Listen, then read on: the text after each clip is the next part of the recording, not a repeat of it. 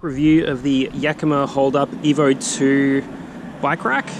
Now there's a lot about this bike rack I absolutely love. It is super easy to use to put bikes on and take bikes off. There's a nice lever here which will fold the entire bike rack up. And here it is folded up. But there are a couple of niggles that if I'd known, I may not have purchased this. So let's start with the easy one. I've just got a little piece of tape right here so I know how far to go in, and then have the holes line up. Now the way this works, this is a tightening mechanism which has a sliding bolt at the back. I'll pull it out later and show you that. That is your primary way to keep this secure in the back of the car. So if you don't do this up tight enough, then it will fall out. So this part is very much up to you. So what I suggest is do tighten it up. Grab this, shake it around, see if you can pull it loose. Like, do put a piece of tape down, see if it moves. If you can pull it backwards, it is going to come out. So my first problem really is this little pin. It doesn't go all the way through. It is secondary. It goes into here.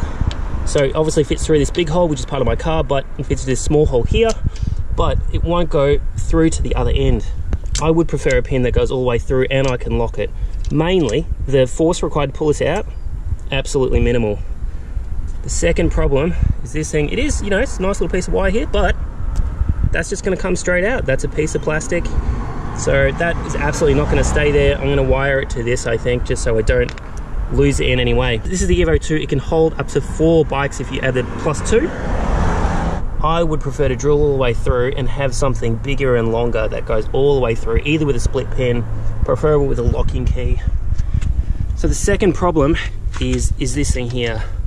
So I tightened this up and locked it, but I could not get it off. It was absolutely stuck. This was just rotating and I couldn't undo this mechanism. So on the back here, I'll see if I can get it an angle, are 3 screws. That uses a 6-sided security Allen key type thing to come off. This metal barrel here is not super high quality. The metal is not great.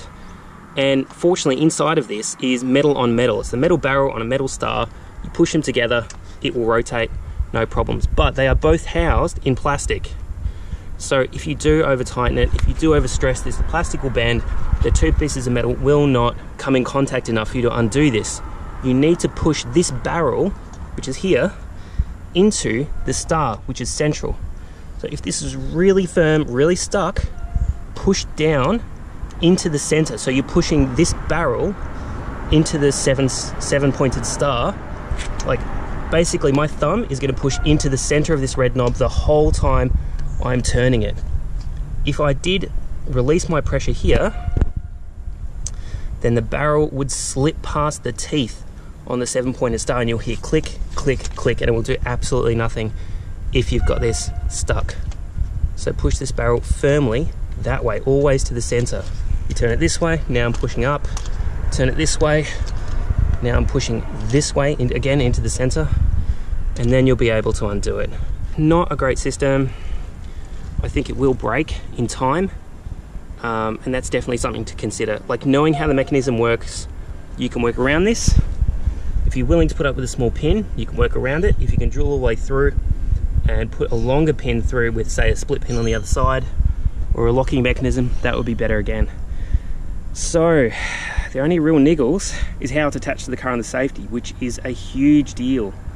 But in terms of like loading bikes on, it's awesome. You know, this can slide left and right, very easy to put bikes on, take bikes off. I guess for me, given I've already bought this and used it a few times, I am going to make this work. But I don't know, I'd have to look at the other bikes racks out there at a similar price point, and I may not purchase this based on these 2 issues. And here it is off the car. There's your locking mechanism. That screws this bolt here, which is a very, very long bolt, goes all the way down, and as that screws in, you can see this metal piece here will shift down and out, increase the thickness of this beam, and lock to the car. So that mechanism is perfectly fine. In terms of getting a fix for that split pin, the only issue is you can see here that pin is here and ends up central down here. It's just going to bypass this hole to the right of this hole. So if you put a pin through here, it's going to have to be small enough that it misses this long thread that goes all the way down. That's about the only issue.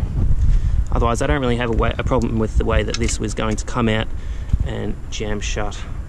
Lastly, you can lock this, quote unquote, which basically disconnects the lock mechanism from the 7-pointed star. And it does free spin, but you kind of have to know how it works. It's like if you push the barrel away from the 7-pointed star inside, yeah, it will free spin, but it doesn't easily free spin. So when it's super tight on here, you know, like the tightness it requires to keep it in place, I couldn't tell the difference between locked and unlocked, as in engaged and disengaged. Not obvious to me. So again, the whole locking mechanism, I'm not convinced. It can probably be bypassed if you like mash the barrel on the 7-sided or the 7-pointed star hard enough. So yeah, not totally convinced. One final issue with this thing, it's a very, very minor issue, but it is annoying.